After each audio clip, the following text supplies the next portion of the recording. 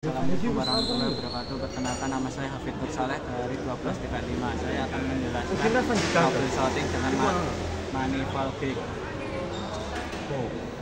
Bila siklus pendingin bekerja normal, pembacaan pada sisi tekanan rendah sekitar 1,5 sampai 2,0 kg per cm atau 21 sampai 28 PSI, 147 sampai 196 kPa, dan pada sisi tekanan tinggi sekitar 14,5 sampai 15 kg per cm atau 206 sampai 213 PSI, 1422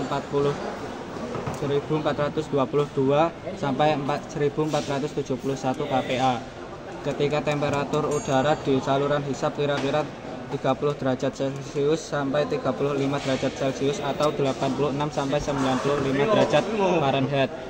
Putaran mesin 1500 atau 2000 rpm, pendinginan maksimum dan blower bekerja pada putaran maksimum. Penunjukan gauge berikut diambil dalam kondisi yang sama. Temperatur hisap 30 derajat Celcius sampai 35 derajat Celcius, 86 derajat Celcius sampai 95 derajat Fahrenheit. Putaran mesin 1500 atau 2000 rpm, pendingin maksimum, putaran blower maksimum.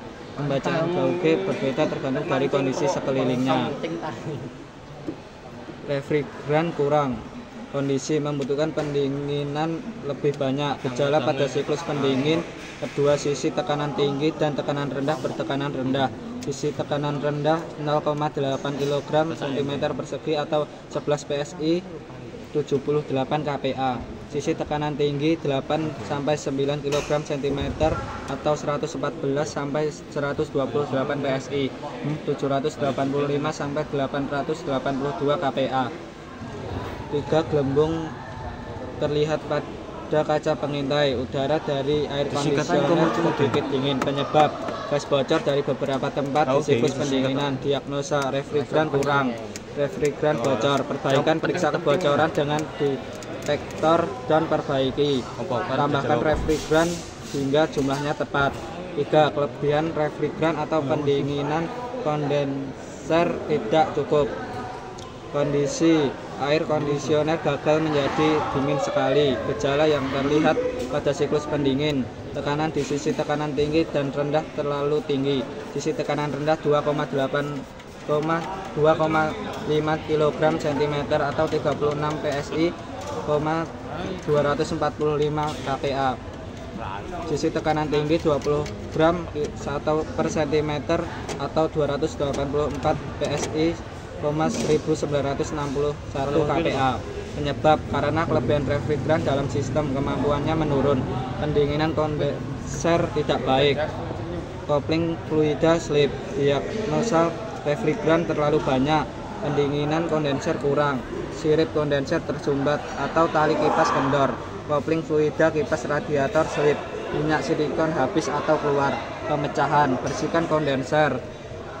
B. Setel tali kipas. C. Perbaiki fluid kopling, tambahkan oli silikon ke dalam isi yang sempurna.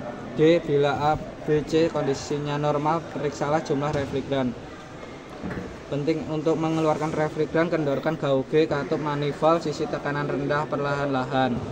4. Udara masuk ke dalam siklus. Kondisi air kondisioner tidak dingin.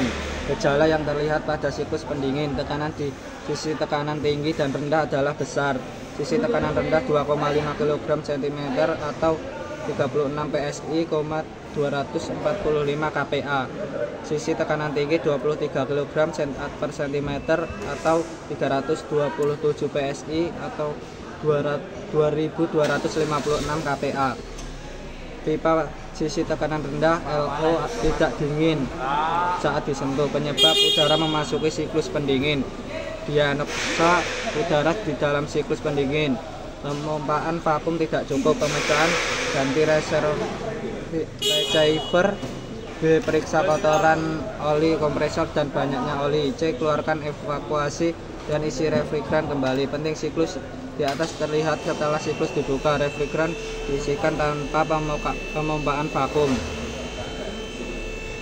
Sekian dari saya. Wassalamualaikum warahmatullahi wabarakatuh.